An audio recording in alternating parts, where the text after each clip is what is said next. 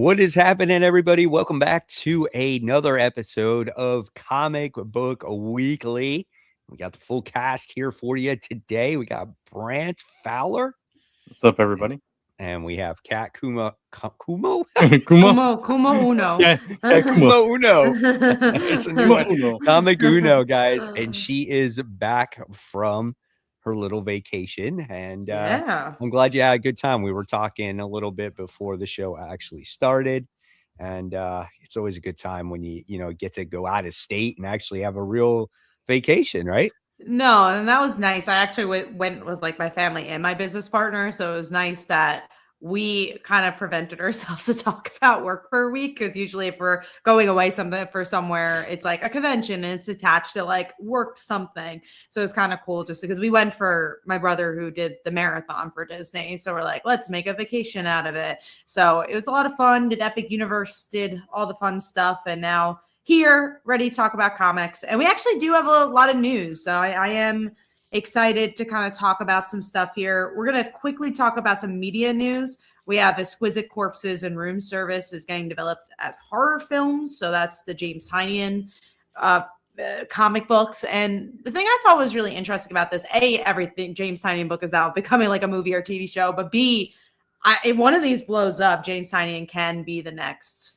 Robert Kirkman, and that's gonna kind of change the game. And I'm curious like what that means for the future of comics. I think it's a little too distant to find out, but I could definitely see something taking steam just because it has so much in the comic world.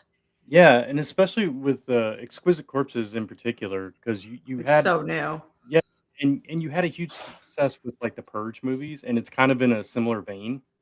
In a much different way, but it's in a similar vein, that the kind of violence, the kind of, it's isolated and all that kind of stuff. So I think it has potential to be really popular. So we'll see what happens with it. But and one was a short film too. That was like a Kickstarter short film, which I know they made a comic attached to the short film, but it was, I think, only on Kickstarter. So I'm also curious, are they just trying to like make a bigger short film, or are they trying to make that a feature? Or they like, so there's a lot of different Nixon crannies there. So there's another I'll just announce that this came out. I don't think any of the three of us have an opinion on it, but maybe people will be like, why didn't you talk about it? But Lore Olympus is also getting like a TV show or something like that, and that's like a big cartoon. Yeah, they announced that, I think, through Paramount. So I knew that maybe someone would want to mention it. So I'll say that's a news story. That's a huge webtoon, right? Yeah. Like that's one of that's their big one. Yeah. The Exquisite Corpses, like I'm excited to see what that becomes. And out of all the stuff that Tynion has done, you got to think that one of them has got to hit pretty well on the screen, right? And Exquisite Corpses is like if you mix like Hunger Games in a horror type of element, I think that could be a very attracting type of movie or show or whatever it could be, kind of like you said, Brant.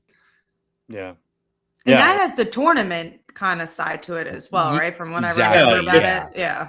Yeah, it's all these rich families are like battling for control, and they each have a representative, and they pick a small town and kind of isolate it and have their little tournament within the borders of that town. Like the only thing I'm curious about with that one, like someone killing the children, I feel like is going to be a slam dunk because horror never goes out of style.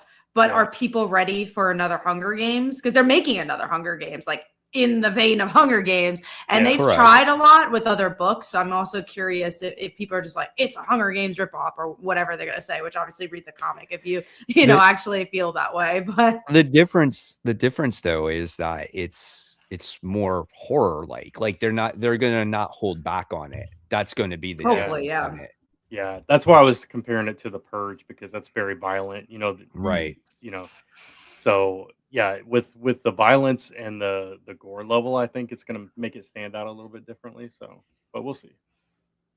Cool. Well, speaking of horror movies, comics, we got the Conjuring director making his Skybound debut and making a comic for Skybound. I'm trying to see if they have any details about the comic. That's what I was going to say. Do we know anything like what it is? Yeah, it looks like it's a dark fantasy epic with corpse night. So it's about a young girl named Foy who lives a quiet life, shatters when a tragedy strikes her family. So I'll say there's nothing there that feels, something we haven't seen before, but the visuals look cool. I think that the covers look interesting.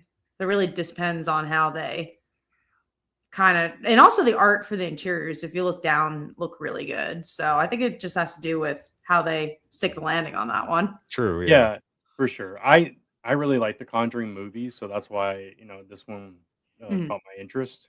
But no, I agree with you. It's like on the core concept of it, it's not super original, but the art is kind of cool. We'll just have to see what the story's actually like. I'd pick up the first issue because I feel like also Skybound hasn't really let us down.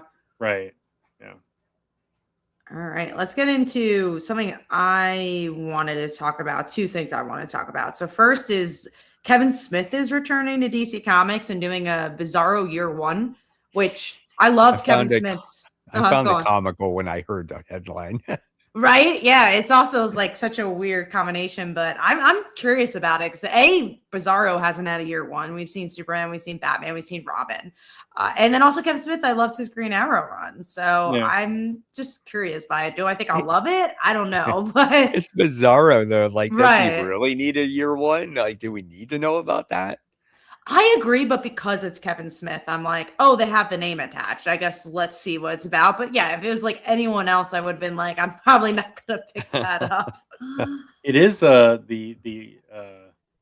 it's also by Eric Carrasco from that did Supergirl. Okay.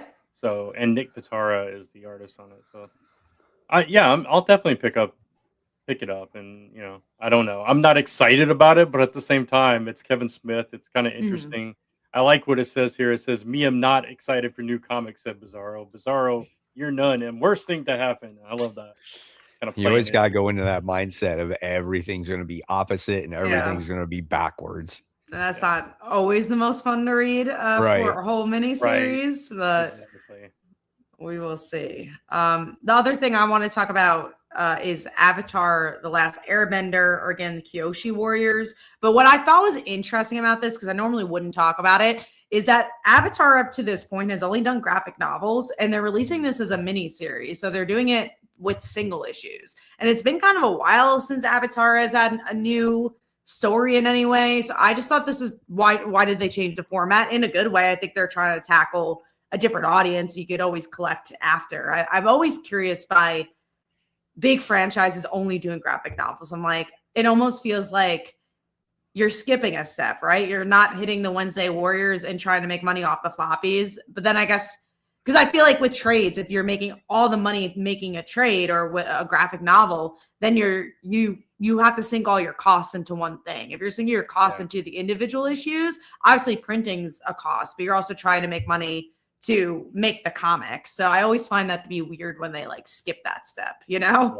Yeah. I wonder if it's, if it has anything to do with now there's a live action series and that kind of thing. And I don't know. I'm curious. Yeah. Or because it's been a long time since they've released anything. I mean, they're like, we got to try something new. Maybe. I just thought that was interesting. Okay.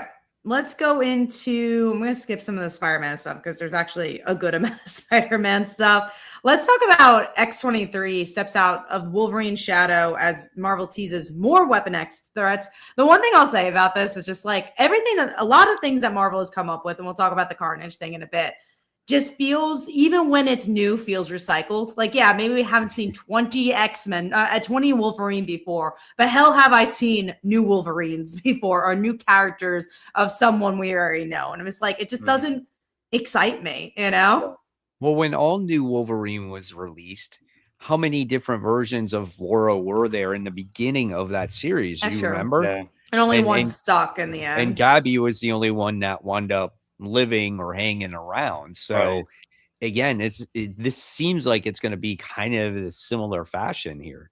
Yeah. And it's the same creative team who's been doing the X-23 stuff, which I hadn't, been that excited about. Who is it? Think so. Jody Houser's been writing. I'm pretty sure, but maybe I'm wrong. I thought it was Erica Schultz that had been writing it. You're right. Erica Schultz has been writing it. Thanks for correcting me. I always get they have such similar tones to their writing. Yeah. So I'm just like, I always get them a little confused. But you are right. I think Erica Schultz was writing it. So now Jody Houser is on it. Which I do like Jody Houser's writing. I think she's a solid writer. But I also thought and think Erica Schultz is a solid writer, and I didn't love her run. Right, exactly, and that's what I was going to say. I really like Jody Houser's writing too, but I it it might surround what you're talking about this particular character. They just keep going back to the same thing with her, right? Yeah, sorry, Yeah, I was laughing right. at that Yeah, No, same. I comment. I was see looking it. at But I that see it too. now, yeah. but we do have 10,000 versions of Yeah, we do. Wolverine too. Yeah, we do. Wolverine, Yeah. Yeah. But no, it Laura. could it could be because they just keep going back to the Weapon X stuff with her. It's always tied into that. Which is so Nothing new. interesting because I Yeah. feel like Laura's been at her best when Tom Taylor was writing her, which was Mhm. so like, yeah, you had Gabby, but like a lot of her story just had to be like, I'm in an apartment hanging out with this Wolverine pet and Gabby, and we're just hanging and Right. trying to be superheroes. That was so much more interesting to me than seeing her as, the experiment, because we've just seen it so many times. I agree. Yeah. I mean, they should just call her like her title should be just Laura Kenny or something instead Yeah. of just X-23 Well, or Generation X-23. We're trying to just go with that title, yeah, like just like Miles. Generation X. Yeah, just like Miles Morales Spider-Man. Just call her Laura Kinney Wolverine. Right. Yeah. For sure. It hasn't been confusing yet. I feel like Laura and Wolverine don't even hang out that much. So it's just like, I think it makes sense. Mike Manhattan said, Marvel, we know you're going to buy it. Well, yeah, sure. We're definitely going to buy it. Doesn't Yeah. mean that we're super excited about it, though. But see, with the X-23 one, though, if I'm getting 20 books or a massive amount of books that week, I feel like that's an easy skip for me. I'm just like, Right. okay, seen this before. Bye. I don't know if it is like, if it's not a lot of comics, I'm like, yeah, sure, let me try it out. It's a new issue 1. But I do think I'm on the fence with something like this. I think for her, she's more of my higher tier characters that I'll give a try to. Like, Yeah. Sure. if I same. look at the Rogue individual or Yeah. the Psylocke individual and say I look at her, like she would be my number 1 out of those 3. Mm. Yeah, because Yeah, I I just could see find that. her a little bit more interesting. I like her character. I like Gabby, Yeah. and if it's done right, it can be a halfway decent comic. Well, that's something interesting about next week. I feel like I'm getting an okay amount of comics. That's mostly because a lot of the new issue ones that I have no interest. Like Psylocke, I know Brant likes, so I know you'll get that. I've never had interest in Psylocke, and Rogue has been like so much Rogue in this new generation of X-Men. I'm not that interested in a Rogue issue 1. So I'm probably not going to get it unless you guys are like, you got to pick up this issue 1, That's the thing, though. There's characters from Uncanny X-Men. There's a couple of the new kids that are in it. So I'm not sure you'll get it, Mike, because Death Dream and I think Ransom are in it. They're in the Rogue comic? Yeah, they're in the Rogue comic. I looked on League of Comic Geeks and they were listed in the characters that were in the issue. Really? Yeah. Maybe they might be mentioned. Maybe it'll be like 1 page, It could be just a cameo, yeah. Yeah. But it ties into Haven Psylocke? House too. So I don't know. Oh, see, like it's tying into so many things in this Yeah. issue 1. Someone asked which Psylocke it is. I'm pretty sure it's the Asian one, not the. Yeah, it's a nostalgia one. one, I think. I think it is. It's going back to the time of Jim Lee X-Men. Right? I thought it was continuing off of the series that just ended. Oh, is it? I could be wrong. I could be wrong. I just that was my guess. That's how lost we all are on Yeah, I know, X-Men. right. Like, what is this issue 1? Because it's spinning out. It feels like it isn't spinning out anything too Yeah. exciting. Let me So look it's it not up. like, oh my god, I need to get Psylocke issue 1. Yeah, it is Quanon though, I think, which is the Asian one, I do believe. But let me And look. she was in the last one. Yeah. Or is it the white one inside the Asian one? Which I think That would be Betsy. isn't that like an arc that played out that they were like sharing a body or something? Yeah, they were. Someone says they're looking forward to Psylocke because of Tim Seeley. That was one thing that almost convinced me because I love Tim Seeley, but I'm just like, I've never liked Psylocke. So unless people are like, this is a 5 out of 5, No, I can't say this is a flashback to when they were the same person. This is Betsy Whoa, Braddock. so they are. Betsy Braddock, mutant X-Men ninja, flashback to a time when Psylocke was reborn into the ultimate killing machine. That's the first line. So Wow. yeah. Interesting. Who knows? I don't know. We'll find out when you guys. I end might up have it reading in my pull list, so we'll see what happens. It's new number 1, so you gotta talk about it. Yeah, of course. Dr. Reed Richards says, any of you guys picking up Wolverine game in the future? Unfortunately, it'll probably cost $200 since that's the normal now. I've never even heard of that one. Which one is that? Yeah. Wolverine game in the future, issue 1. I don't know what that is. You guys will have to let me know. Yeah, I don't know what that is either. Yeah, unless maybe it's a comic attached to like because I'm seeing the Wolverine game, the video game. Oh, so not the comic. Is that what the you're game, talking about? the video? If that's the video game, then the video game looks pretty badass. I saw I'll check that trailer for that. Yeah. Oh my gosh, dude. Jeez. Oh, that looks sick. Yeah. Yeah. I mean, the trailer was so bloody. It's amazing. It's so good. I think I'm right now getting for February Resident Evil. That's gonna be the game I kind of focus on. But then after that, I probably get Wolverine. I like having something to kind of play that's not work related in any way. I've been playing Red Dead Redemption 2 a lot lately. It's the first I feel like time that's one that's like evergreen. Like I've heard that one a lot before. It's a really good game. Yeah. We got done with the Resident Evil playthrough again, and now me and my son are playing Metroid Prime, the new one. Which Switch. Resident Evil were you playing? 4. We were replaying it again. 4 is the best. Well, Leon is in this new one. He's going to be the main character, which I'm stoked for. And he's going to be older now. He has the best one-liners, man. It's like the guy is so hilarious in that game. I love Leon. I love Resident Evil. And if you guys didn't know, the guy who did Barbarian, the director, and Weapons, is doing a Resident Evil movie this year. Oh, like he's really? Yeah. Cool. So I'm like really excited for that. Oh, I'm excited for that. Yeah. So it's a good time to be a Resident Evil fan. And I believe it's coming out this year. At least it's planned to come out this year. So maybe it won't be as cheesy. I mean, I like the Resident Evil movies. But me too. They're pretty cheesy, man. Yeah. You got to like them for what they are. I think the first 2 are actually good horror movies. And then after that, you got to really just take them for what they are. Exactly. But I'm very excited for the game, excited for the movie. So we'll maybe talk about it here. Yeah. All right, let's get into Zatanna and Firestorm's created teams are announced. So for Zatanna, I believe, and correct me if I'm wrong, it's the same creative team that was on the other series. I don't think it's. I think the most recent very different. I think. Yeah, the most recent one is the artist who is also the writer, which I didn't love the most recent one. But what I'm stoked for is Firestorm is written by Jeff Lemire and Raphael de la Tour is doing the art, and my girl Firehawk is in there. Like she has not been shown in like 20 years. So I'm stoked for that. So I'm really, really excited. And I can see Jeff Lemire writing this very well because character in his head, you know what I'm saying? I can see that going in a lot of different ways. I have high hopes for this book. I hope it will succeed. Yeah. Me too. It looks cool. I'm right there with both of you on both of these. Like the last Zatanna one, it was okay, but it wasn't anything to write home about. But this Firestorm one, I mean, not only Jeff Lemire, but the art looks really good in it. Yeah, I agree. And the coloring looked really good. Yeah. I'm really excited for Firestorm. Yeah. We do have another question from Mike Manhattan. Have you seen the animated Resident Evil movies? I've seen 1 or 2. I've definitely not seen all of them. I haven't seen them. Same. I've seen 1 or 2.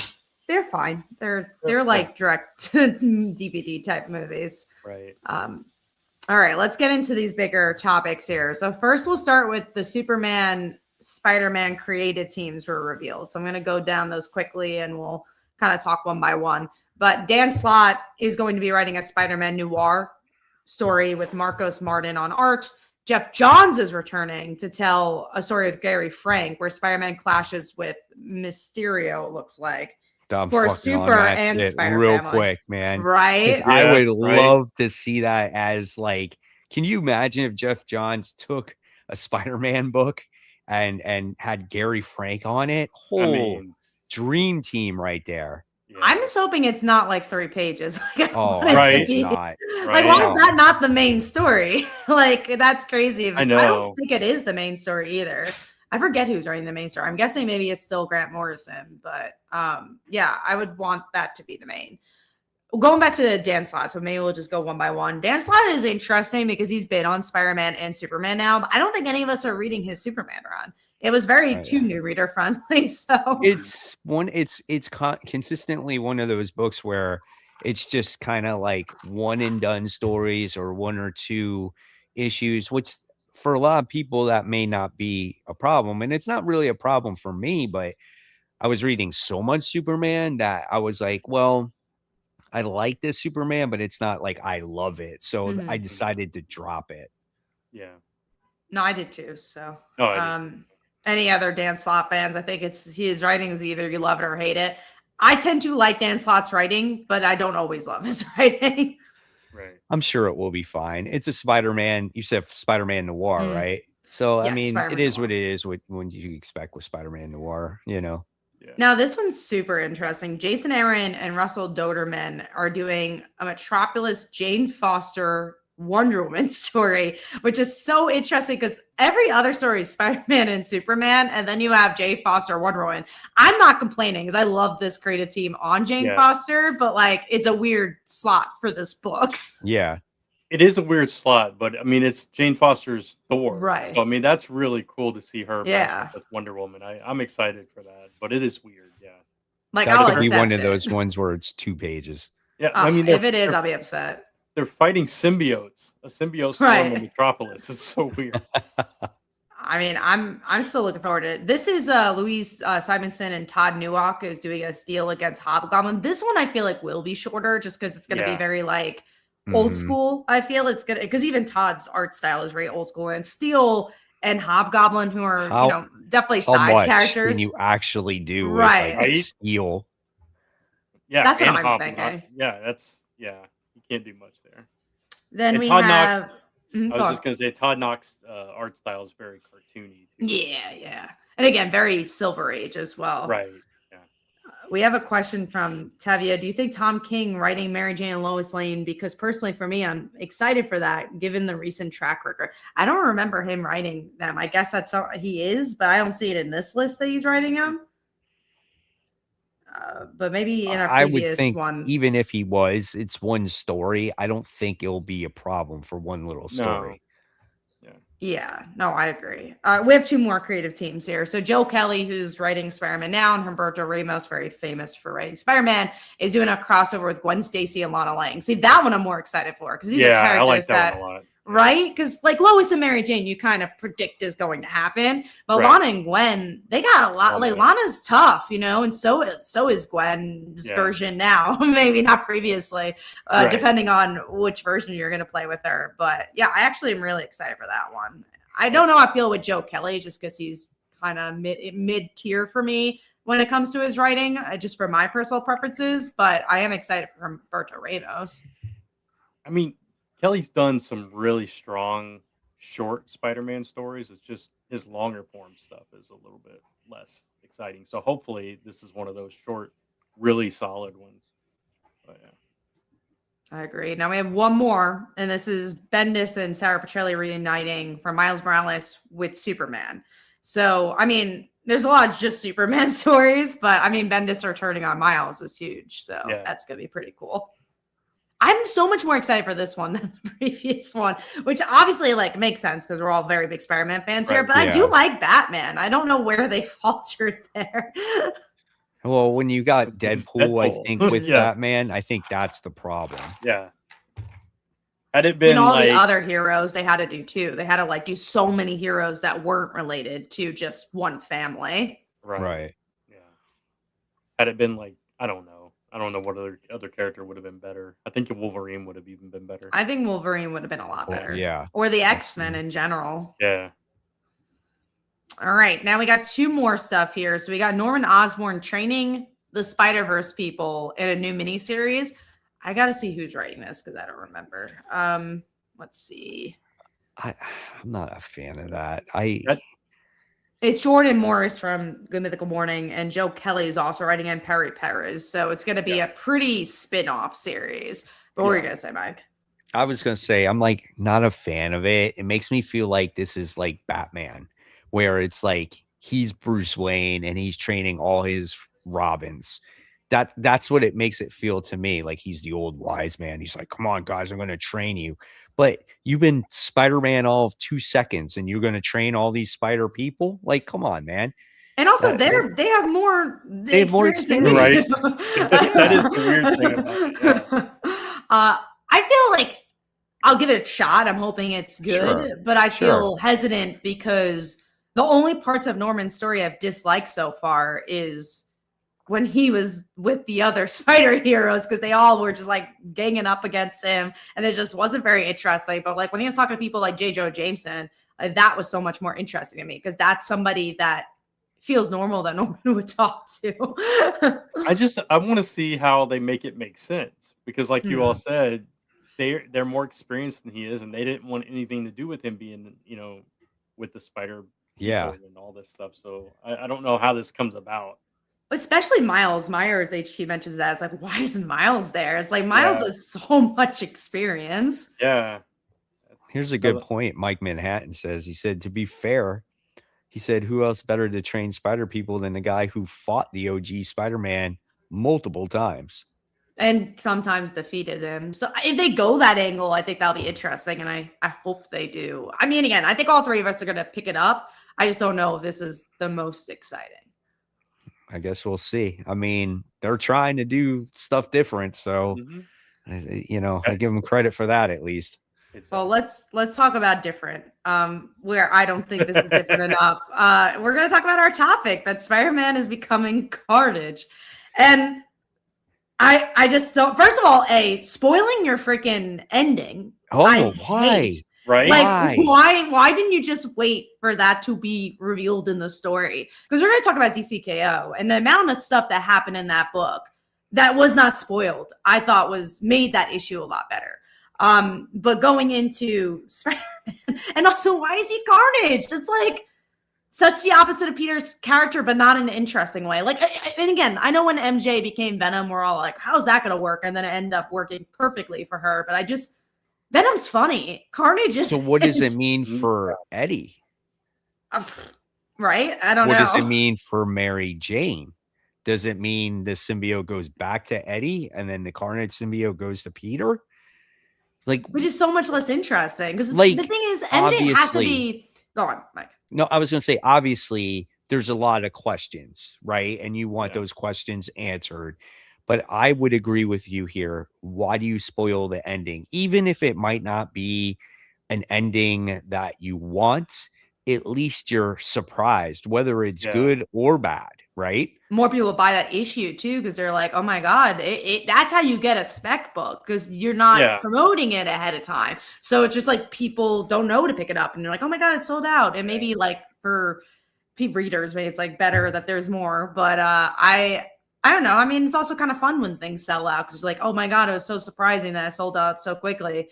But yeah, I feel like if let's say Mary Jane's taken off the field, like that doesn't make sense to me, because I think the reason why she's fun right now is because they didn't know what to do with her, and they kind of finally figured it out. With Peter, he's Spider-Man. You know what to do with him already. Right. He's always gonna be Spider-Man. I mean, it's like they just can't let him be Spider-Man.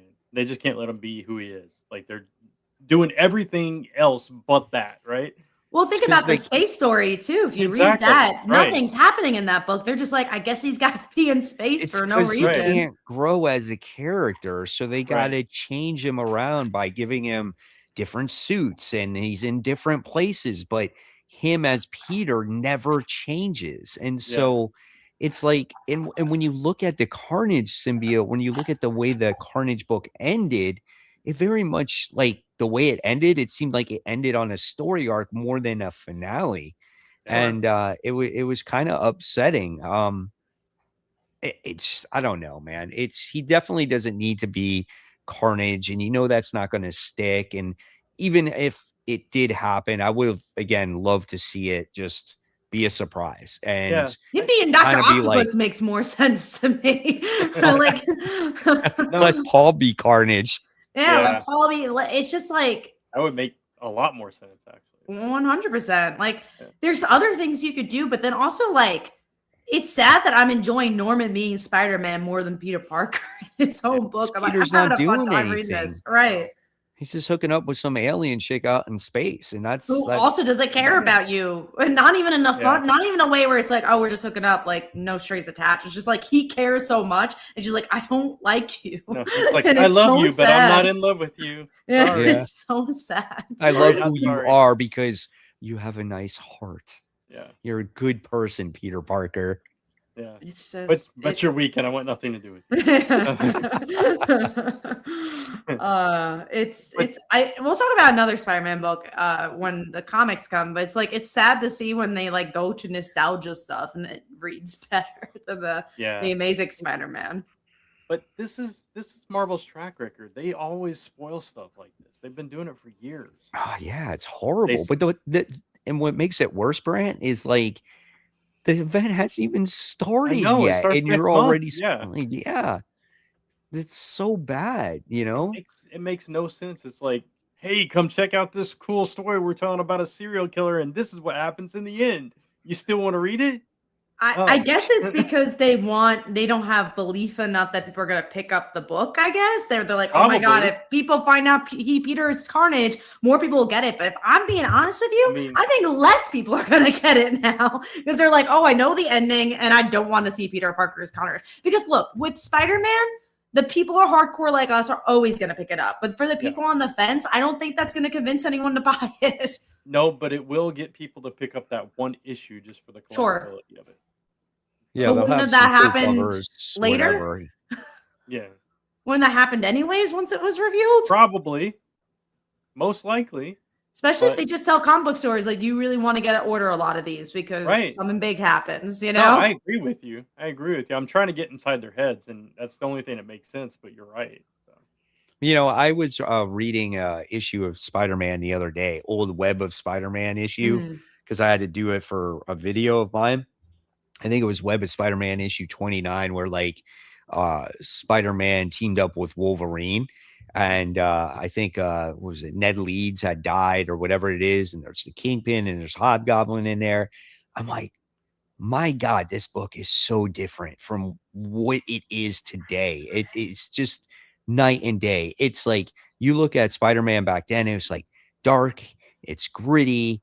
It's just like the villains are scary. They feel like they have a purpose.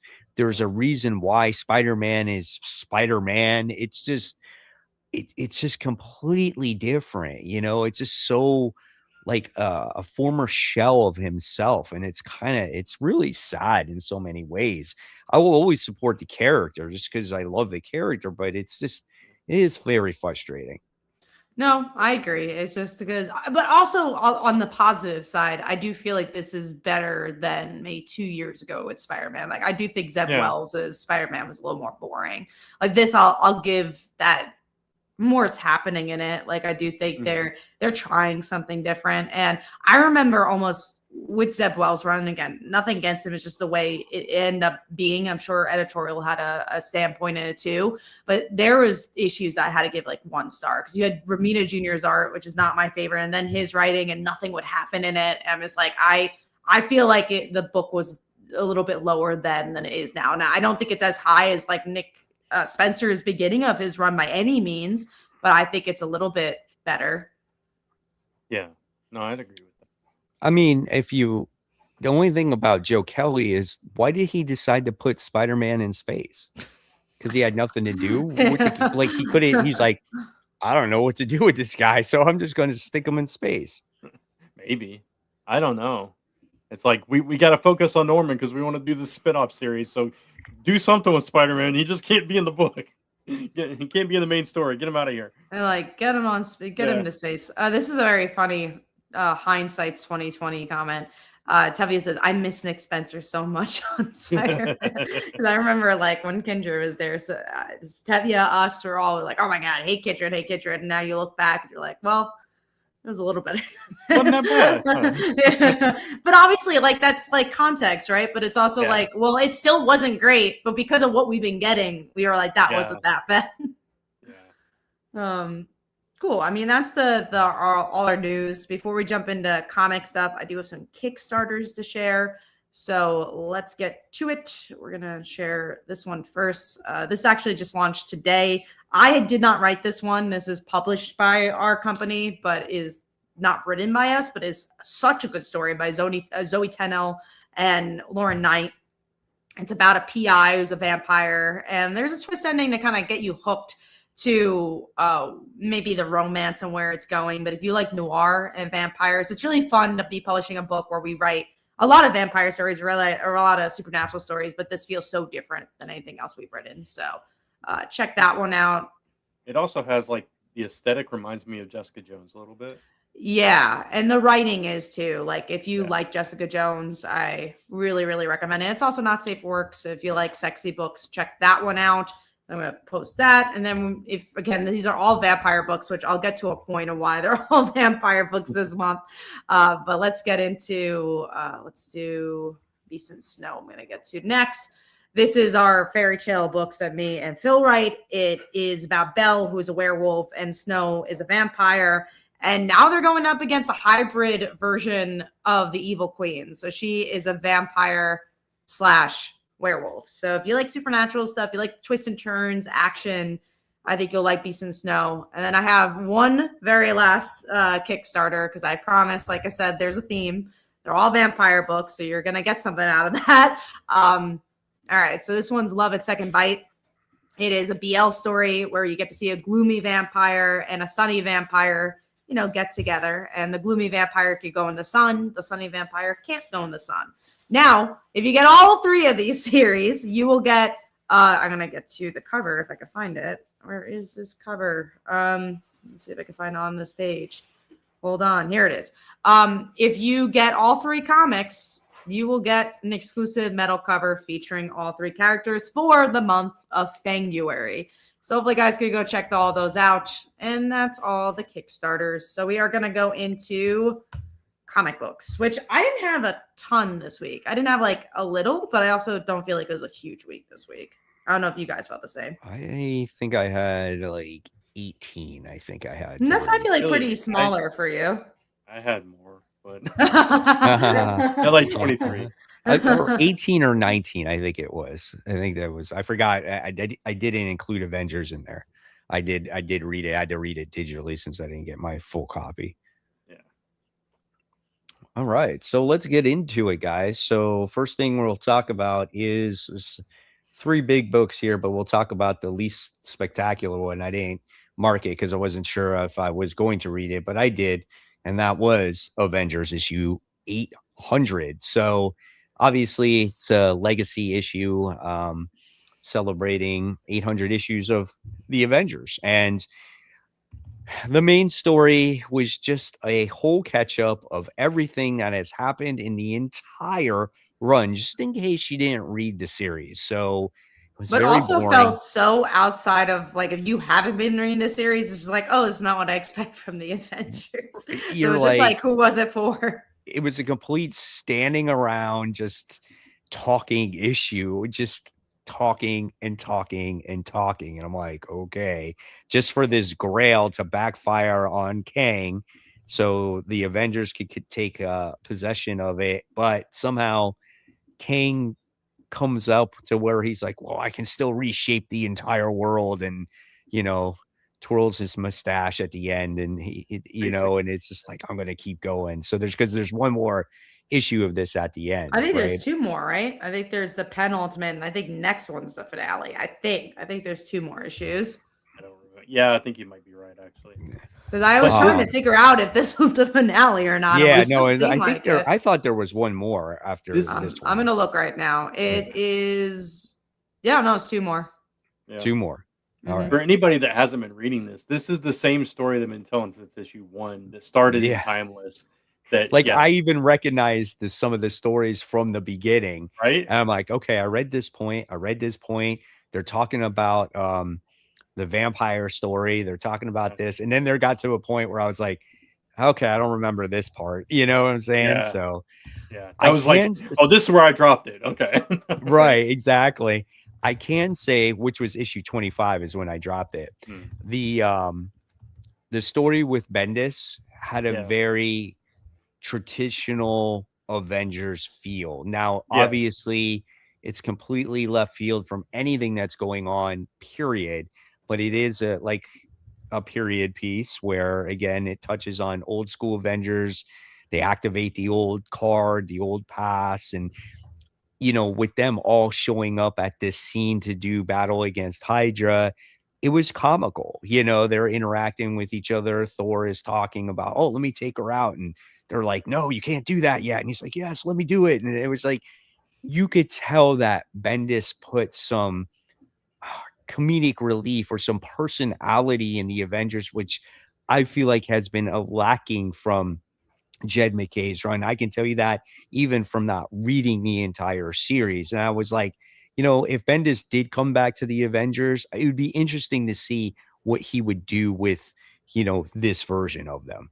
Yeah. I just felt, but then it also just felt so disjointed in that regard because you did have that story, but also like that, obviously that story possibly couldn't do anything. It just, it didn't pull at the heartstrings either. So I was just like, I just didn't really know what this book was for. That story was just a celebration of the Avengers. That's a backup story. The rest of it was, I mean, if you haven't been reading the book, I mean, you'd be completely lost if you didn't know any of that stuff that was going on. You're just like getting overloaded. But you're right, Mike. This entire story has been plot driven instead of character driven. Which is so weird for Jed McKay, like we've mentioned. Yeah. It's kind of like this is the book where I think he just really dropped the ball, and I noticed it just very early. It's just a rinse and repeat over and over again. And I think I think he just got too much on his plate between Avengers and X-Men and the events that happened before that. And just like, I think Avengers is just the book where he's just like, that's why I think he's leaving it, to tell you the truth. Because he's still doing Moon Knight. He could have left Moon Knight and stuck with Avengers. So there's that. What's he working on after? I feel like they've announced it, but maybe they didn't. Did they? Maybe they didn't. I thought they announced another Jed McKay book. I don't remember. They may have. Does it have to do with the Armageddon event or something? Maybe. I feel like in the back of my head, I feel like you're right. There is something else. Whatever it is, it was obviously not in our minds too much. He's writing Nova Centurion right now too. So. That's true. Yeah. Someone asked if it was Sentry. It could have been Sentry.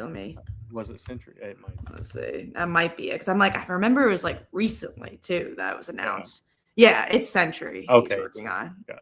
Yeah. And that's just a 4-issue miniseries. Still, it's another project, right? Exactly. So. Meyer says it's not Sentry, but I just looked it up, and he is writing a Sentry book. Yeah, he's not right. They're probably thinking of the Paul Jenkins one, so I guess it's a different Sentry. Yeah. Oh, you know what? Maybe he's not writing Sentry because I see it here. So, no, he's right. It is Paul Jenkins who's writing it. But I wish I could. I'm going to screen share it for you guys because what it looks like on Google sucks. So I have the article here. Before clicking it, I see the Sentry 4-issue miniseries, Sentry Co-Paul, and I see Jed McKay. So I was like, he's writing Sentry. And then Myers was correct. So thank you for correcting me on that. No, you are correct. No bad on that. Cool. I think that's Avengers. Yeah. Don't get it, right? All right, so let's dive in, Brant. Let's talk about Transformers issue 28. So, man, let me tell you, this book is just hitting it on all cylinders now. Last week we had the show where we talked about Mask, right? We're like, oh, is Mask making its way? Oh, and I would say that this issue definitely confirms that, as you get to see. And we were talking about it. We were talking the jet, we were talking the helicopter, we were talking about the masks themselves, and you see all of that in this issue. And I was like, oh my God, that's freaking crazy. And then the end of this book with Megatron. Oh my Lord, how brutal. Yeah. I mean, not just that too, like going back to the mask stuff, they mentioned Matt Tracker at the end too. Yes. Like, we called Matt Tracker. We backed the wrong horse here. So yeah, we've got Mask definitely coming in full force. But yeah, Megatron, what the heck is going on with the dude? He's going like, feral or something.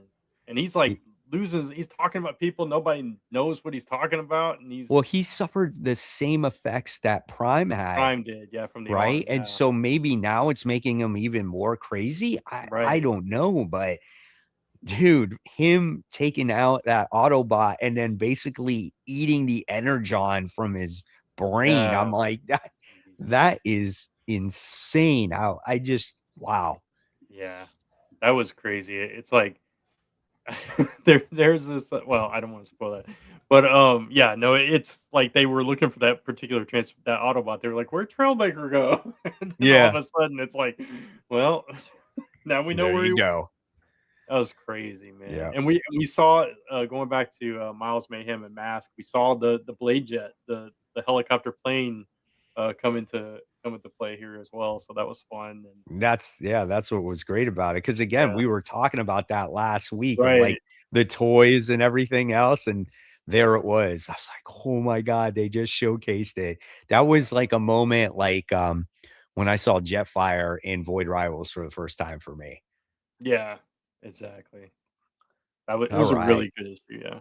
Yeah, And Gamor absolutely. is the art is just gorgeous as Yes. well. It feels like fresh, but at the same time, it's very reminiscent of like old school Transformers with the plain faces and everything. Yes. So Um, someone messaged me on my channel today saying that issue 31 of Transformers, we're gonna get the artist, I think, who does Ghost Pepper, I think it oh, is. really? I think Okay. so, yeah. Um, and so I looked it up of who it was. I totally forgot the guy's name. Ludo Lullaby. Yes, yes. Yeah, you're right. You Okay. know, and so I was like, and so I looked up all his art, and he's done other he's done covers, and Yeah. I've seen, and I'm like, looks pretty good, you know. He Yeah. has a more, I would say, dynamic, or maybe I should say like exaggerated poses for his Mhm. characters. Right. So it'll be interesting to see if it's like a mix between like Jorge Corona or Daniel Warren Johnson's and uh Dan Mora here. So Yeah. I'll be interested in that. Ghost Pepper's got good art. I've read a few issues of that series, so yeah, that'll be an Ye- interesting change. Yeah, we'll see. All right. So oh yeah, he's used them on Void Rivals. Okay. Okay. All right, so next we'll move on to what we got, DCKO issue 3. Man, I never saw, well, I did know about the tag team stuff because they talked about it on in the synopsis about them teaming up with heroes, but you didn't know who the heroes were going to be. I thought they were going to be with each other, not with Mm. somebody that has already been eliminated, and Right. someone with the most omega energy can team up from with anybody on there. It was just completely unpredictable, and this goes back to what we were talking about when it came to spoiling stuff before a series is even out. And, you didn't know any of that stuff. And we didn't know the end either of this issue. And you saw the ending, and I was like, oh wow, they're really going here with this. You're muted, Cat. You're muted, Cat. Not just that, the some of the cameos that happened here. Well, I think what we should say, it's been a week. We will spoil the book if you guys have not read it, if that's okay, just so we could talk about the ending and some of the characters that show up. But the Joker who laughs, seeing that, I thought was really interesting because I wasn't expecting him. And then the ending being that the absolute heroes are going to be in the tournament. And for some reason, I didn't see it coming just because I thought they were going to build that universe more before they got into the regular universe. But that's so Yeah. cool. And that's why I think DC is like 10 times past Marvel now, because they built that universe so concretely to make that exciting. And again, Yeah. there are so many. If you only knew about the absolute part in the end, there's still so much other stuff in the issue that doesn't even spoil the whole comic. Like there's Right. so Yeah. much stuff in this issue that it's hard to Right. spoil this whole comic. And not only that, just seeing the absolute characters there, it's also cool because the only two that have actually met are Batman and Wonder Woman. The Sure. rest of them Yes. have not, Mm. and this is the first time they're together. And it's like, oh, okay, I wonder if so that's canon and how they'll be canon. But knowing right, Scott Snyder, I feel like there is a timeline that will be explained because he's involved in sure. both projects. Yeah, plus they're redoing the entire world, right? Like Mm. at the end of this tournament, it's getting rewritten. So that's gonna Sure. kind of get written out, I would assume. But But I, either I way, was it's reading cool. I was reading this on a plane and like my mouth was aghast like so many times. what's going on here? It's just like I just like haven't read a comic in like that in a really long in a and while. the team ups were Honestly. very interesting too, Yeah. right? Yeah. Like the logic with Lex Luthor teaming up with Supergirl was super interesting, and he's just sitting back watching her do all the work, and I was laughing at that, right? And then the Joker, you know, you think, oh yeah, he's taking the Batman Who Laughs, and then it's just like takes freaking Mitzelplick, and I'm like, what is that happening right now? You know, and it's like I just was shaking my head. I couldn't believe it. And then like Cyborg picking Connor Hawk out of all people. Right. I'm like, that was a really choice. Yeah. That's so very interesting. And then I found it very I guess I would say very heroic of Aquaman picking Hawkman since they fought in the previous rounds, showing the respect that he had for him to make him his partner. So that was kind of cool too. But yeah, overall, it's a great issue, man. I really, really enjoyed it. I think the only thing I have a nitpick for, and I'm curious as it goes on, is that again, I feel like the people moving on from the challenges are really obvious. It's like Wonder Woman, Joker, Superman, and I forget who the other one is, but it's just like Lex, I think. Batman's gonna make its way back. Batman will make it, but those are all like so obvious. Like I just wish, and they could, because obviously there's been so many twisted turns. I just want like one person that doesn't make that isn't the Trinity or isn't the Trinity's bad guy. I just like that's the one nitpick I've had with DCKO. It's just like that's been obvious. And I agree with you on that too. It's like that is the one thing though, but aside from that, it's been phenomenal in the twists and turns and. Like you said, Mike, it's like we like to be surprised. Don't spoil it for us. Yeah. I don't even mind if you spoil it on Wednesday because you want to sell the comic. Well, that's different. That's different because it's release day. Early, It's release day, but before it comes out, I mean, even before a series comes out, you're spoiling the event. Because, like you said, you're afraid that the book is not going to sell. Why wouldn't it not sell? It's just and you have that much faith, then why should we pick it up? Right. It's like it's almost like trying to force a spec book. And it's like exactly. You're trying to like, oh look, Peter Parker's Carnage. Oh, whoop-de-doo. He's another symbiote. Like we've never seen that one before, you know. No. All right. So let's move on then with our top 5. Kicking it off with number 5. I will start with Mr. Fowler this week. Mine is actually Dungeons of Doom, issue 1. And I didn't pick that one up. It's a good book. I really like the continuation of that story. It was basically the continuation of Red Hulk's story in a way. Oh, okay. Yeah. And is it a mini or is it just a one shot? It's a mini. It's a mini, but it's still written by Benjamin Percy, who wrote the Red Hulk series. So, they go into the dungeon, and like they're not the only ones. There's like several different groups of people that are going into the dungeon trying to find the mysteries of Doom, and they encounter some really creepy and weird stuff and experiments, and something even Professor Xavier had hidden away down there. So there's all kinds of twists and turns and secrets coming about from this, and it was really well structured. I like the dialogue. The art was really nice. So I really enjoyed this one. Yeah, I agree with you. I thought this book was a lot of fun, just a lot of action, just seeing what was it? The Freedom Fighters in there. Yeah. Hydra was in there. And then you got to see the people that protect Doom's castle, and they all fall to the depths of the dungeon, you know? And it's just like, as a reader, you never seen the bottoms of, you know, Doom's castle. And I think that's what makes it creepy and eerie and very suspenseful. And I like how the story was told in chapters as it's covered through each group. So I liked how it kind of guided you that way. Yeah, exactly. And it was just, you know, I like mystery. I like, you know, intrigue and that kind of thing. And it had that in spades.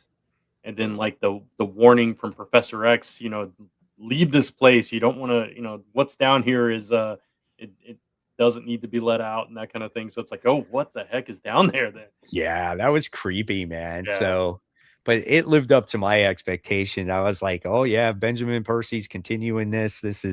It's almost what I expected. Yeah. And I wasn't disappointed. Exactly. All right. So, Kat, what was yours? Number 5. Mine was Black Cat.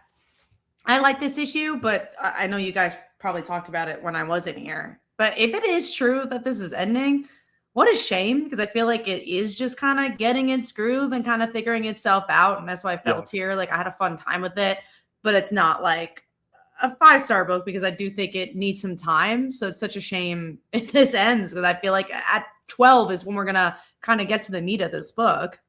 Yeah. I mean, that and Spider-Gwen, it was an article speculating that it was ending. And it was on Bleeding Cool. So we'll see. But, you know, that would suck because when you look at G. Willow Wilson's writing and you look at the way she's written her books previously, like Miss Marvel, Poison Ivy, she takes her time on them, and she really develops those characters. So it's like one of those things where it's like, man, she's not even getting started, and we're gonna get this book being canceled, and she's not gonna be able to tell the story that she wants to tell.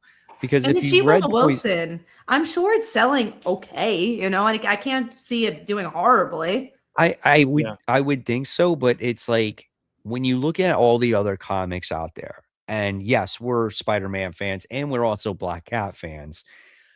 How many people are reading a Black Cat comic book? When you look at the masses of people that read comics, right? I don't know. People that are reading it though are enjoying it. So, you know, it is one of those things. But if you have history with G. Willow Wilson and you like her work, you know how she writes her stories, and this will be unfortunate if it does end. Well, especially because I feel like give the trade a chance, right? There's such a different market for books that are trades. Like look at Runaways. I think the reason why the book lasted as long as it did with Rainbows because the trades did really well, like more than the single issues. So why not give it a chance to see if the book market likes it? Because guess what? They probably do. It's such a different audience. It's a younger audience usually. Yeah. So that's the part I don't understand. And again, we all like Black Cat here. I'm not saying this is my favorite book on stands. I don't think I'll be heartbroken if it's taken away, but I hate seeing something that has potential that could be like a Poison Ivy along the way just not have a chance because they think it's low sales, even though we're only at issue 6. And then I don't really know what is a low sale for Marvel anymore. You know, like what's their bar because they cancel so many things along the way.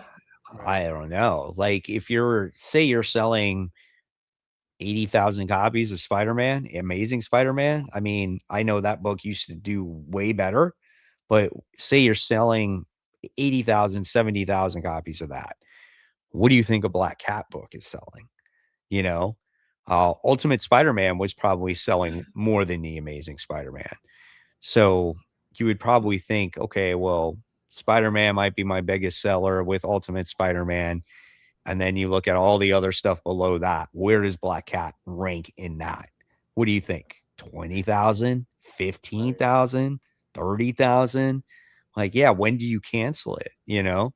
Right. But I don't know if this is that, right? Like, I don't, because someone even just said, Mr. Negative said all the metrics of the sales is doing pretty good. Because, like, I can understand a Black Cat that doesn't have G. Willow Wilson. I'd agree to that. But a G. Willow Wilson Black Cat, I think is probably selling pretty okay. Well, let me ask you both. Has Marvel April solicitations come out in full yet?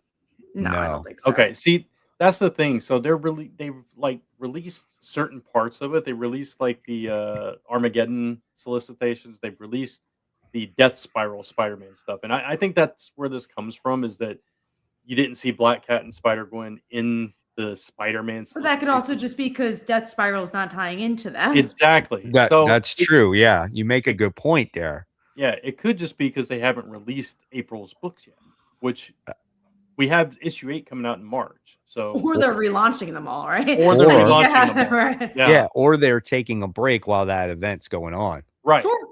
Yeah. Which actually would be smart. I wouldn't mind a hiatus for something. They did that for X-Men. They did that with a lot of the books when that event was going on. But yeah, the art's good. The story is solid.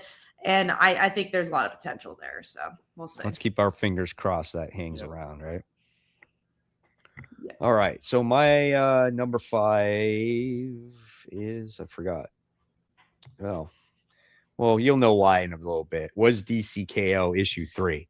There was a lot of other books that I actually liked better than this. Okay. But in any probably crazy week, this would be number 1. So, for instance, this current comic book week, I feel like there's not a lot of heavy hitter books coming out. And if this came out this week, that would for sure probably be number 1. I know you have a lot of your fan favorites for this week. Yeah, absolutely. All right, so let's move on now. Let's talk about we'll go and talk about Supergirl issue. Grant read it. 9. I did. Actually. You did, yeah? Yeah, I did. The New Year's party has gone wrong here, right? You wind up getting Laura. Is it Laura? Cat, is that her name? She winds up getting drunk or whatever it is. Leslar, yeah, whatever. She winds up getting drunk at a party, and then she starts shrinking. It was kind of all part of the plan of what was going to happen to her, and now it looks like she's going back home, and Supergirl is not going to have her around anymore, and she's pissed off at Lena because of the situation that happened as well. And this has totally become a drama, officially drama comic book, right? Now I think the next issue, the cover has it where she's like, am I ever going to find love? So yeah, this is where we're at now. But I love that because it's really Silver Age. It's like a really Silver Age comic, but the ending is what made it really modern age because of the way the characters react. Because Silver Age, it is just like, all right, this happens, let's move on next thing. It's kind of like a Simpsons episode.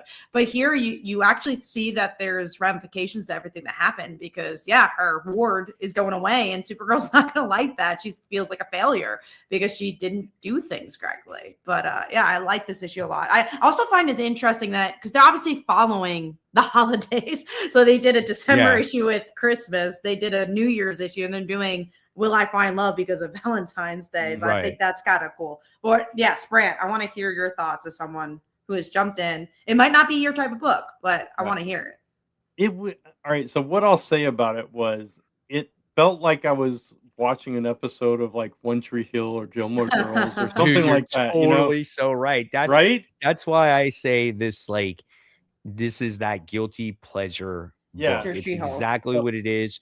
You find yourself, say, walking around your living room, you're flipping through channels, and you put on and then you just leave the channel or the TV on that channel, and then all of a sudden, like you said, One Tree Hill comes on, or Vampire Diaries, or something like that, and you're just like, you're doing your chores, and then you stop, and you're just sitting there watching it, going, okay, all right, and you get sucked into it, and that's what this comic is. So it's like a primetime soap opera is what it is. But, so with a superhero backdrop, obviously. So the thing about me is I love those kind of shows. That's why I was surprised you hadn't been picking it up. Yeah. It's like, this is like in your wheelhouse. Yeah. So like I said, I read that first issue and I hated it. For whatever reason, that first issue just lost me and I never went back. But yeah, reading this issue, I was like, okay, I could see the appeal. Yeah, this is something that I enjoy. It wouldn't be like my first choice in comic reading, but at the same time, it's like familiar to me. It's the kind of entertainment that I like to consume in other ways. So yeah, I enjoyed it. I thought it was fun. It was lighthearted. It was, something very different, which I appreciated. And, really nice art as well. The plot of the issue was simple. It was easy to follow, but it was, I liked the characters. I knew some of the characters, didn't know some of the other characters, but at the same time, I got pulled into it, through the plot and everything. So yeah, I enjoyed it. I like it's also kind of tries to hit every demographic because if you're an older person who liked Silver Age comics, you're going to love this book. It really is a Silver Age comic. But then if you've never heard of Supergirl before, you'll also like this comic because it's easy, like you said, to jump in. But then also if you like the Supergirl TV show, you have Lena. So it's just like like I love that it really tries to hit all the marks. And as a hardcore Supergirl fan, I'm like, oh, it makes me happy. It's been a while, The one character that I don't seem to like is the newest one, and that's the one that has like the aura around her or whatever. Yeah, I could live without her. She's the one that I don't like. She just got introduced like 2 issues ago. Oh, really? Okay. Yeah. So this real quick was like a type of comic where it was like guilty pleasure, like She-Hulk was, right? Where I told you like, Yeah. oh yeah, I've learned to like this book. Like if I find myself keep reading it. Yeah. But the difference is with this, the storyline is a little bit more in depth and there's And more intellectual. Yeah. Yeah, there's more to it. Right.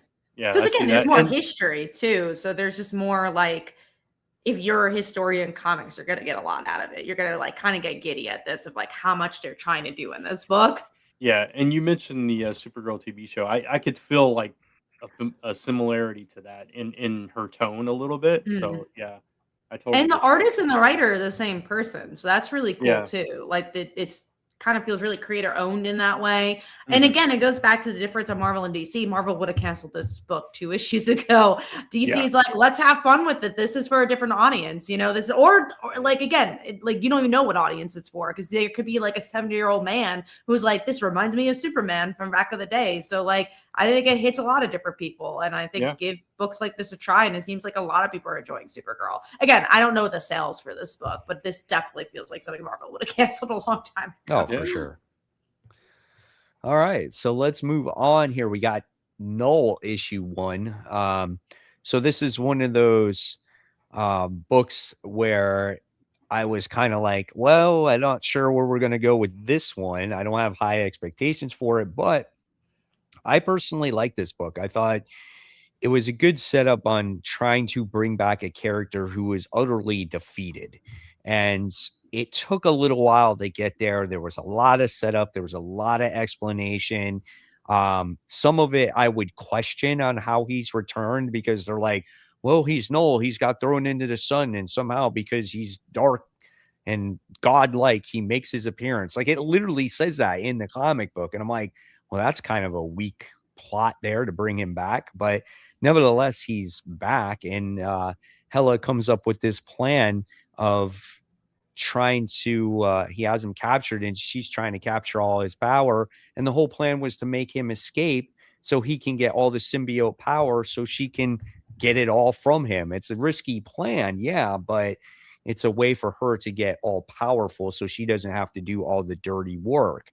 Now, this is obviously going to I think probably hit maybe in the event that's coming out in the Spider-Man book, I'm sure. So, you know, it had good artwork, it has potential. I think it has potential, but then also it goes back to this feels like a book that'll be canceled in 2-3 issues. Well, it's only a few issues, I think. It's only a mini series. Yeah, okay. I'm sure this is a mini series. Yeah.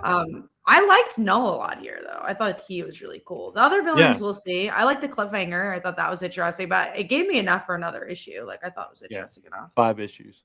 Yeah, 5 issues. Okay.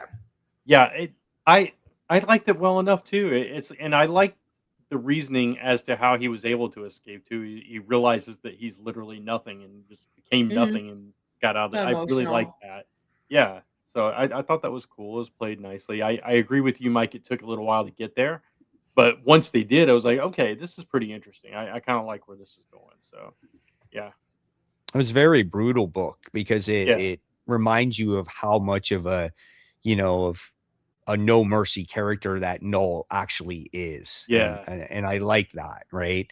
Yeah. So, yeah, we'll see what happens with it. And I think it could be in good hands with Al Ewing because he can make a very disturbing book. And I think that is a disturbing character. Absolutely. Yeah.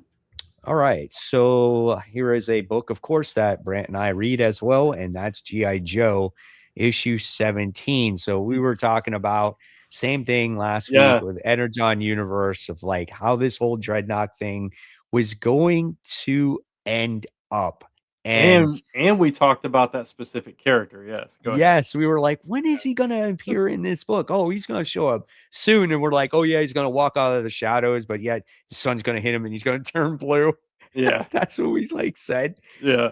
And he literally shows up here. And I was like, what? Did you see that coming? Now, when they. No. I'll say this. So we're talking about Zartan, the leader of the Dreadnoks, and he's a master of disguise. For anybody that doesn't know him. So when it became obvious that he was going to be there, I thought it was going to be that new guy that came in, that agent, whatever his name was, a big dude. No, the guy that Duke was at odds with, the GI Joe guy. God, what was his name? I know who you're talking about. Oh, I can't forget his name. Yeah, I know exactly who you're you talking know who I'm about. talking about. Yeah, so I thought it That's was who I gonna thought it was too at the right, very end. I'm like, "Oh, it's that guy." right, because that makes sense. It's like, well, Yeah. he's not anybody I know, so of course it's him. But when it became who it actually was, I was like, "Are you kidding me?" From the Yes. beginning? Yes, and I'm like, Wow. "How long has he been that way?" Like, Right. has it been 2 issues, 3 issues? Has it been The whole this time? entire time? Like, Yeah. did Risk. he set Yes. up the whole thing with Mask to happen? Comic Nation Us at Risk. Yes. I thought it was gonna be Risk, that character. That's his name. But I no, But it mi- was I missed yeah. out a lot, guys. Some yeah. that name changes. The last time was epic GI Joe conversation. Cat, you missed out. I would have Yeah. added a lot to the conversation. We were laughing. We're like, even if people were like, "Oh, Cat would have walked out, went to lunch a Yeah. long time ago," and that's Yeah. why we had that show. We're No. like, Right. "Let's do it." No, Yeah, when I saw exactly. that topic, I'm like, I love it. I'm glad you guys get to talk about it so much.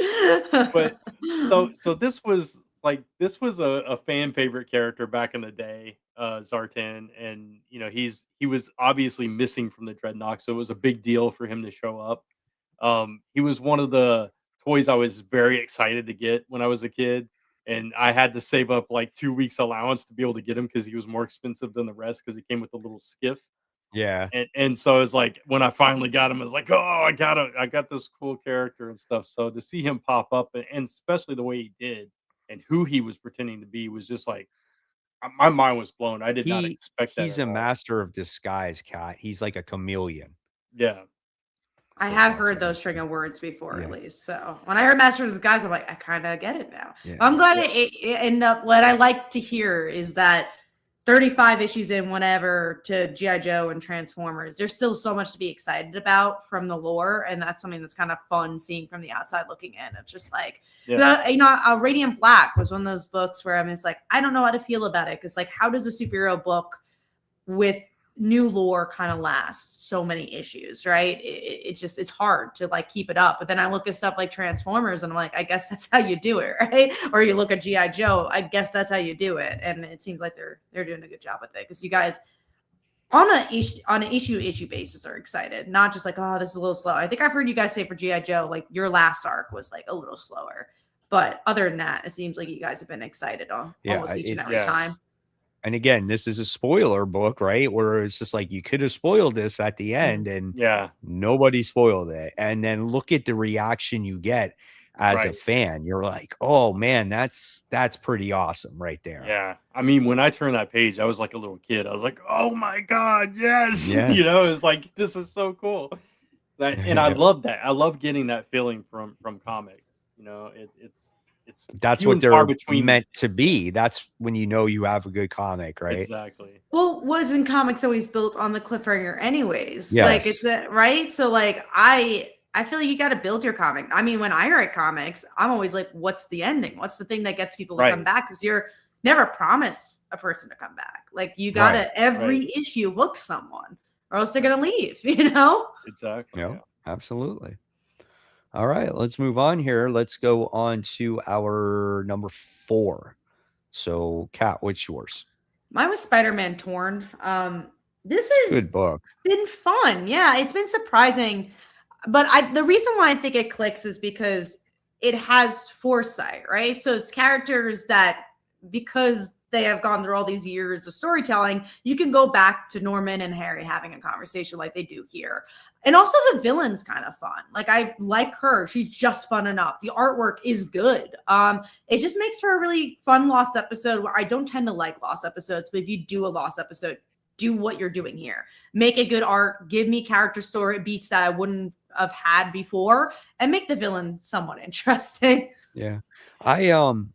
I remember you didn't like this first issue. Yeah. And then after I that, I said, really liked it. and I said it was the characters that made this Mm. for me. Mhm. And it continues to be that way. And that's what I like about this. The villain is cool, right? But the villain doesn't make the book for me, even though she has improved, because she's kind of stuck between a rock and a hard place here. You know, do you She's get not your body mustache twirly. right? Yeah, and I like it. She, you know, she's in a tough spot, but And she again, looks it's cool. That's what I like yeah, about her characters. Like she has an interesting design. She looks a little different. And I right. think that's what you kind of need from something like And this. and the character work is great. It's so good to see that supporting cast in a Spider-Man book. It's just And do something, right? Like yes, they yes, have character work in this book. So yeah, if you guys miss old Spider-Man, I genuinely recommend this one. And I usually do not like nostalgia books. They're really hard for me to recommend, but this is one I've really enjoyed. absolutely. All right, Brant, what you got? Mine is a book that I dropped for a while and I picked back up, which is Batman and Robin issue number 29. Oh, it's the penultimate issue here. 29? That's Yeah, crazy. They're up Yeah. to that many it issues. it ends in the next issue. Does it really? Okay. Well, Yes. I picked it up because it was the return of Scarface, and I was curious how they were going to do this and everything, and I just thought it was really well done. They have the Quiet Man is in a prison cell, and he's about to be killed, and all this stuff, and Batman and Robin are trying to solve this mystery of what happened to his son and all this kind of stuff, and in the meantime, they're tracking down Scarface, who has gotten out, and he's like killing off people, and he's about to murder that penguin, and all this crazy stuff is going. The art is really, solid in this book too, and it was a really solid issue, and it reminded me of like Batman the Animated Series a little bit. Right. That's Yeah, what I that's really good liked that you liked it. I mean, this book has always been on and off for me in the Yeah. early stages. Right. And then I heard it got better as time goes along. And then I was thinking about picking it up again. But then I heard that obviously Philip Kennedy Johnson writes that book. Yeah. So he now is exclusive Gotcha. to Marvel. So they had to Right. end this series. I And didn't realize They that. could have gotten Right, another and it creative was team, 30. but I guess Yeah. there's a lot of Batman books. Yeah. If I had realized that, I probably wouldn't have picked it up, but I still really enjoyed the issue. It so seemed I'm like a glad. pretty interesting issue when I read it. I was like, oh, this Yeah. sounds kind of cool, actually. Yeah. So that's cool. All right. So my number 4 is actually Geiger issue 20. It's a good issue. So another really good book from Geiger this time around. But this is the first time now we're getting a crossover in the Ghost Machine universe. So you're getting the character of the Northerner makes his appearance here, and Tyreek and him interact. And Tyreek is like he trying to get the information on him. He kind of gives him some info, and he says, I could prevent this whole war from happening. And all of a sudden now these guys are going to work together, but they got to get to, was it Detroit, Brent? I think it was that they had to get back to. Yeah. And along the way, you have people trying to stop them. And the Northerners' weapons just fall from the sky. So it's just like you get a bag of weapons. The interesting thing was he just appears out of nowhere, and he's in this Civil War outfit. And Geiger, obviously, this is in the future when Geiger takes place. And Geiger's like, dude, you've been touched by radiation sickness or something. You're out there. I don't know what you're smoking. What's going on here? Maybe you are from a different time. I don't know. But yeah, just, whatever, dude. But then he sees the bag fall from the sky, and he's like, okay. Well, Yeah. let's go with it. Why not? And what about the end when the whole tank falls down? Yeah, the time tank or whatever it was called. Yeah, it's like, okay, that now you got to pay attention. A giant tank is falling from the sky. Sure. Something weird is going on here. Let's see this through. Oh, it was so issue, good. It was so good. And this, you got Nate and Zigzag together, trying to find Tyreek as well. So you got that going on. And I always love Barney in this book because he's so loyal to Tyreek no matter what happens. And I love that. I love that about this book, and it's a good book, man. It's so good. All right. So let's move on here. So we just talked about Geiger. We talked about Black Cat. Green Lantern Corps. So you guys, why did I check this off? Yeah, I dropped this one. I dropped this too. It's only. So I don't know why you burnt. Yeah, yeah. Brant, go for it. There's not much to say. I don't even remember what I guess happened there's in a the reason book, we dropped honestly. off. It's like this was one of the first books I read, I think, and I'm struggling to remember exactly what happened in it now. Guess it wasn't that good. No, and I think Jeremy Adams dropped off this book, and since then He did. So it's like that's where I feel like I had to drop off because I didn't even when Jeremy Adams was writing it wasn't my favorite. So I think okay. I may be just remembering the Green Lantern book. I don't know. We can tell you if you are, because we do read Green Lantern. I'm thinking it had something to do with they were gathering all the different lanterns, and they had to go to Larfleeze's planet. No, that sounds like Green Lantern Corps, because I don't think Larfleeze has been in Green Lantern. Yeah, okay. So they had to go and they realized that Larfleeze his battery wasn't on Oa like all the others. He actually had his battery with him, and then he was trying to keep everybody. So it was basically all the Lantern groups against Larfleeze in this issue, is what I remember about it. I don't remember why they were trying to get them all together, but yeah, it was a little bit forgettable, honestly. So I've been sticking with this book. Yeah, I've been sticking with this book, trying to have faith in it, and it just now that I'm talking about it, I'm like, maybe I didn't really enjoy this.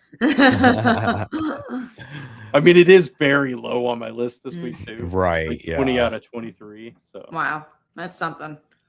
All right. Well, let's just move on then. So we'll talk about our number 3, and I'll start with you, Brant, this time. Green Lantern Corps. No. No, I'm sorry. It's not Transformers. It's DCKO. I apologize. Gotcha. And Kat? Mine was Minor Arcana, issue 13. This issue, you get to see that girl that she's kind of getting cozy with. Her brother has been stuck in this world for a little while, the other worlds, and you get to see a little bit from the brother. And there's some good interpersonal relationships here. And then if you like character stories, I recommend it. It's like a little darling that I enjoy reading. Gotcha. Cool deal. Yep, haven't read in quite some time because my shop just stopped getting it. So I just that always sucks with the indies. Yeah, that sucks when my store is a little bigger, so they tend to like keep these books a little bit more. But it sucks when you have a smaller store. Like this happens unless it's like Transformers. Yeah, unless it's a big one, exactly. Yeah. All right. What's my turn, right? Yes. All right. So my number 3 was Beneath the Trees Where Nobody Sees, The Rite of Spring. Ooh, best issue yet, man. Holy cow. This book was just absolutely insane. We wound up seeing Samantha the Bear team up with the duck that wound up getting the duck's sister that got murdered in the last volume, and she's trying to solve her brother's murder. And so Samantha has done something very smart where she teams up with this duck and kind of helps her try to solve the case, right? And kind of tries to frame the person who, was set up that actually did it, or didn't actually kill him, but was set up that, was framed that did it. And anyway, long story short is that the jig is up, and the female duck winds up finding out that Samantha killed her brother. And once that happens, there is so much action in this book, and just Samantha the Bear is planned for all contingencies, and it is phenomenal. And this is not the end of the issue either. There's one more issue after this, so I'm not sure where we're going to go with this, but it is so good. Really good, man. I'm glad you've been enjoying it. And I'm glad that there's been more past the first volume. Yeah, it's a good follow-up. I wasn't sure how they were going to follow this up, but they did a good job with it. All right, so let's move on here. Getting closer to number 1. We're going to talk about, let's see, as me and Brant read all these titles, as Kat hasn't read any of them. It's all the, it's literally all the, the, what do they call the universe for Transformers? I can't remember. The Edna John universe and the, and all the Geoff Johns books. So I felt bad for you guys for the 3 weeks that they're not here, though, because I feel like literally all of them were released this week. Yeah. All right, so let's talk about the Ultimates issue 20. So is this the penultimate, or is it done now? I I don't remember I'll actually. look I it think up. there's a couple more issues. Okay, you go. Now, while you guys speak about it, I'll see what we got here. Let's see. Yeah, there's a few. There's like 4 more after this. It's Okay. crazy. So yeah, this one had to do with a story about the Vision, which is another character introduced, and you wind up getting this story of Nick Fury, which was can't talk, quite interesting because it was like Nick Fury doesn't know that he's alive, and he always comes across Vision, and like Vision constantly like kills him. It's kind of a sad story. I feel bad for this Nick Fury character because this is the second time that we've seen him like die, and he doesn't realize that he's a robot. You know? Yeah, there's like hundreds of them. They keep bringing him back, and he doesn't Yeah. remember his past life every time. The Vision just Yep. keeps killing him. And then what happens is Vision makes him remember though, and Yeah. then forces to kill himself. Like that's Yeah. dark, dude. Yeah. So that was pretty intense right there. But the one thing that I didn't like was all of the freaking dialogue in this book from Vision. I'm like, oh my God, please stop talking. It was quite an info dump. So Kind of explaining, you know, his or their whole purpose in this and how they came to be at that point and all that stuff. I like the Vision character, this version of the Vision character and the way they came about in the story. And the Nick Fury stuff was really tragic, but I agree with you. It was very heavy and very like, okay, let's get there. yeah, exactly. All right, let's move on here. Aquaman issue 13. I kind of read this book. I don't It wasn't know what I what's going. expected. Yeah. I just don't know what's going on. Like I don't know the characters. I tried, and I'm just like, there was 2 pages were tied to DCKO. Otherwise, it doesn't really tie into it at all. Yeah, I dropped that a few issues and ago because I'm just I like, I don't. When you don't love Aquaman, it's hard. No, exactly. But the artwork is really good, and it's just like maybe I just tried jumping back in, maybe too late, or Well, maybe just not at the right time. it just the way it looked like it was going to be her versus her grown-up daughter or something from the solicitations and the cover and everything, but that wasn't it. It was like her against this other character that I'm not sure who that was, and I was really confused by who she was battling Right. and how that tied into anything that had happened in Aquaman for the previous 12 issues. I Right. didn't understand because where Aquaman was during that whole run, Mara was dead and now she's alive and it was very confusing. And then there was a statue missing at the end. Yeah, I was very lost. Yeah. So that's what we thought about that one. All right, let's move on to Space Ghost. So Space Ghost was a good issue. It's part 1 of 2. And we get the introduction to the Antimatter Man, which is a specific character that Space Ghost and the family knows. Yeah. And so I was hoping that they would do something with this character, and they did. And I pleasantly surprised with this book. It continues to impress me every time. And I just love all the creative enemies that are going into this run. Yeah, and it manages to strike a balance between like reminiscent of those old cartoons and the way that the language is. It's very old school golden age in a way, but it's also very modernized. And the action and the art and the tone is a lot more serious than the older stuff. So it's a really nice balance between the two. And like you said, it's got really interesting villains. Most of the stories are like one and done, or there's like a small through arc that they see through, and everything's personally connected to one of the characters. It's just really well done. David's Yeah. doing a really good job with this book. Yes. Yeah, absolutely. So looking forward to the second part of that story to see what happens with that character. All right. So we got that one where it says, have you guys talked about your Spider-Man topic? Yes, we did talk about that for sure. We talked about that during the news segment of that story. So Brant, if you want to clip that part, you can. Yeah. I told you we're never going to remember to say it. everybody watching, there's a feature on StreamYard. We can say clip that. Now it'll clip this, but Yes. where you can clip a section of your discussion and it'll create a little short for it. Well, now you could clip explaining how to clip for StreamYard. Yeah, there you that go. could be Now StreamYard's going to get confused. Yeah. Clip it. Clip that Spider-Carnage. There we go. Yeah, right. What happens? Oh God. All right. So let's move on to our number 2 here. What do you got, Kat, for your number 2? Mine was Supergirl. We already talked about it. All right. What about you, Brent? Mine's Transformers. Cool. And my number 2 is G.I. Joe. There you go.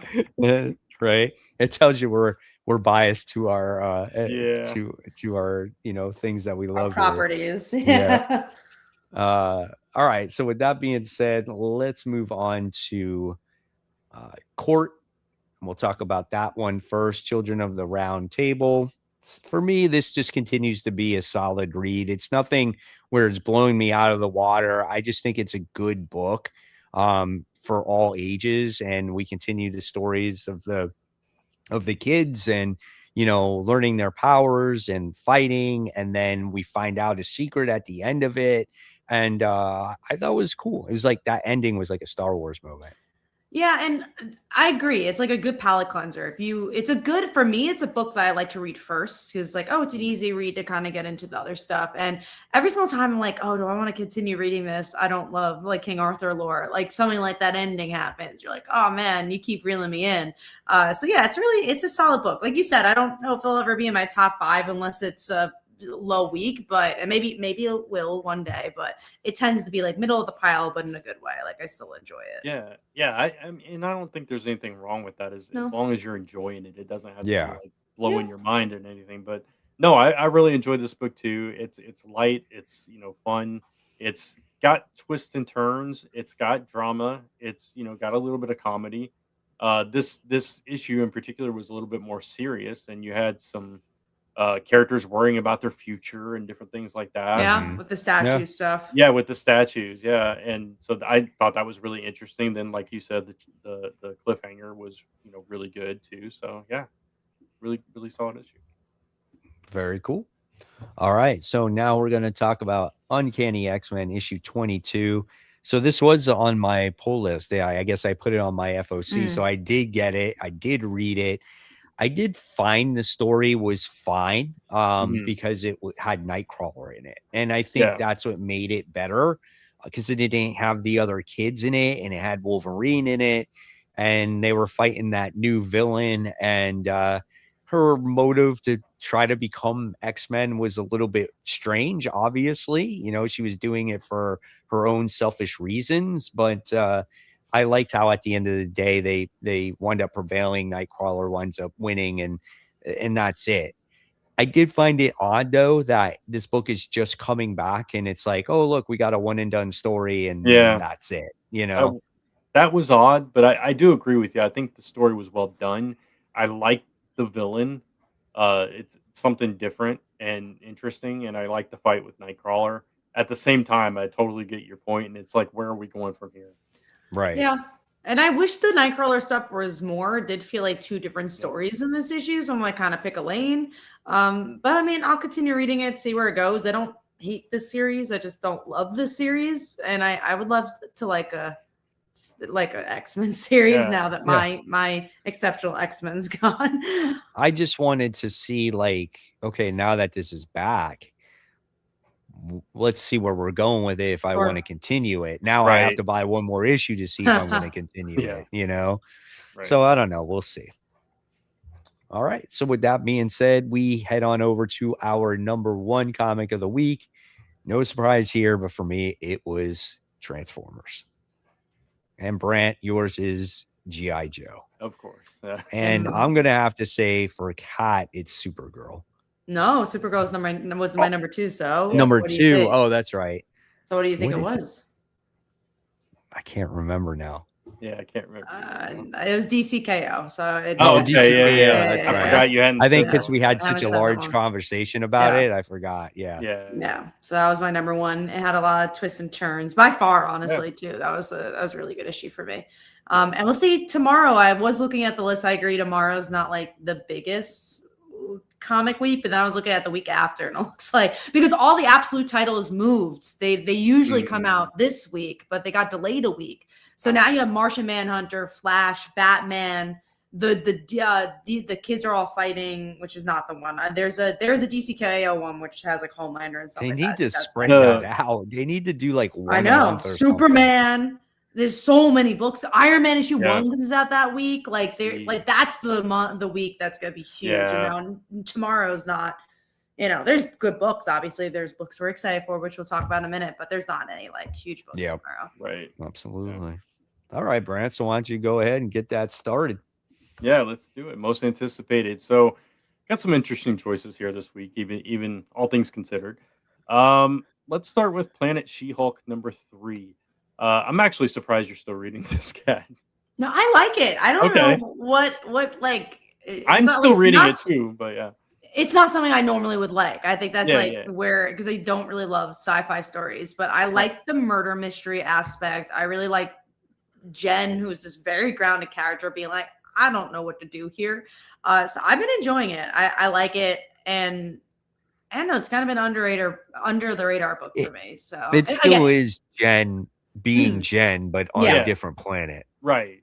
Yeah. And I will say, if this was a different week in Absolute Batman and all the other books that were delayed were supposed to come out this week, I probably wouldn't be in my top 3. But yeah, it is like you said. Like I love Jennifer Walters, so if you get to see Jen being Jen, like I'm having a good time reading it. Yeah, no, I got that. I was just it was the reasons you said. So the sci-fi aspect. But yeah, I like Jen as well, and I'm still reading it for that reason. So. And Stephanie Phillips has like done no wrong, so she's like doing a really good job writing her Marvel books. I love her writing. I love her like TikTok stuff too. I follow her on TikTok. She has some really interesting insights and shares like her journey and all this kind of stuff over there. So really big fan of Stephanie's. But all right, so let's go with Red Coat number 16. That's Mike's number 3. And this 16, is that's crazy. That's that far in, Yeah.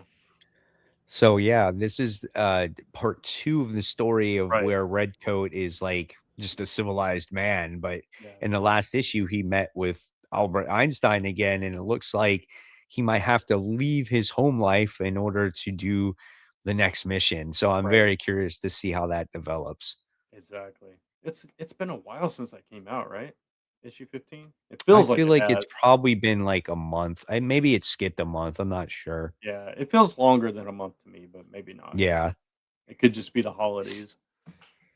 All right, so my number 3 is Captain America number 6, and the only reason is because this starts like the road to Armageddon and everything, and I'm just really curious how SHIELD comes back into play and what this story is going to be like. So I haven't been reading Captain America, but I'm getting this one just for that reason. Well, this is the one I'm picking this up too because I dropped it and now I'm picking it back up. This is the jumping on point for this series. Exactly. You have to let me know if it's worth it, but right now it's not on my pull list. Gotcha. All right, so let's jump to. I'll skip my number 2 because that's the one book that's on all 3 of ours. We'll go to Fantastic Four, which is Invisible Woman centric.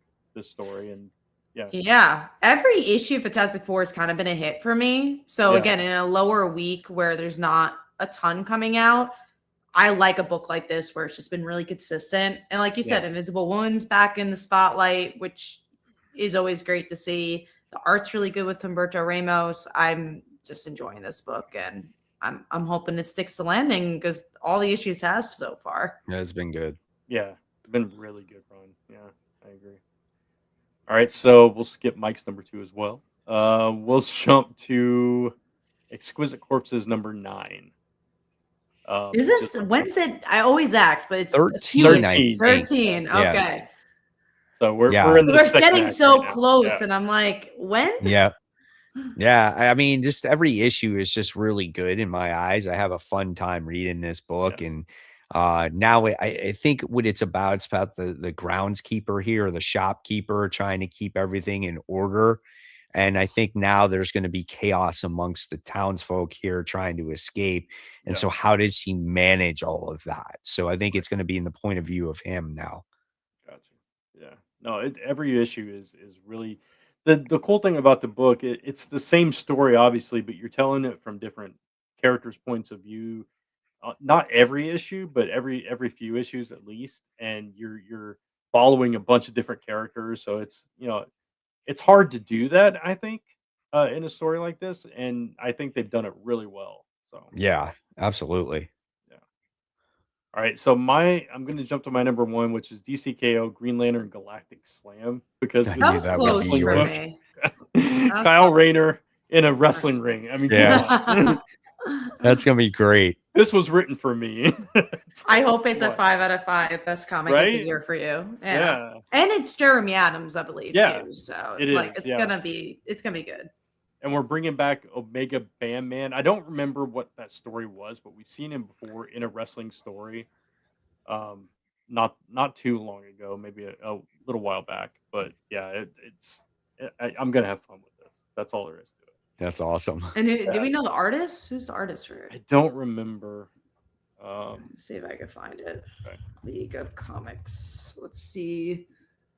Yeah, I'm not as familiar with the artist Patch Bowden, who has done Witchblade, kind of like smaller projects. So Okay. I'm curious how the look will be. Yeah. Okay. Well, I'm excited for it. All right. So the last book we got to talk about is mine and Mike's number 2, Cat's number 1, which is Everything Dead and Dying, issue number 5. The last issue. Yeah. I just want to know how it do you- ends, How do you right? wrap Right? this up? There's Yeah. so much you can tell. I There's going to know. have to be a volume 2. There I has hope to so. be. There has to be. There's so much left undone here. Yeah, no, I agree. There's a whole world that could be Yeah. told, and I don't think they knew it was going to be as as big as it was. So, Yeah. I really love this book, and I hope it sticks the landing because there has been books we've loved, and then like Right. the ending kind of doesn't follow through. But yeah, I'm really excited for this one. This is like the reason to go to the comic book store tomorrow for me is to Right. get this book. Yeah. Like I could totally see this almost ending in the happy ending way, and they just wrap it up and that's it. And I Yeah. kind of, it's You like I kinda kind of don't don't want that, want right. that to happen, so it somehow continues, Mhm. right? No, I I want to agree with you, see man. like maybe how the apocalypse started, or I want to see maybe some of the other characters, or I want to see more of this guy's past life. Like there's so much here that can be explored. Or see him Right. find another town that he didn't grow up in and see the humanity in it. I think that would be really interesting. You don't usually see that. Like there's, like you said, there's so many different stories to tell with it. And if you guys haven't picked it up, now you could kind of, I'm sure the trade will come out in like 3 months and you could Mhm. check it out. Yeah, for sure. Definitely do. But that's it. That's all the books we got to talk about this week. And that's Cool. it. So there we have it, guys. We are all done. So we talked about that news and we talked about those comics and we talked about the books that we were looking forward to. So now it's your turn. Just give this video a like on your way out. It definitely helps. And subscribe to our channels, which is Only Good Comics, Cat Comic Uno, and Comic Book Corner 2.0. So with that being said, guys, have a wonderful evening. Have a great new comic book day. And we will see you guys all next week. Thanks for watching, everyone. Take care.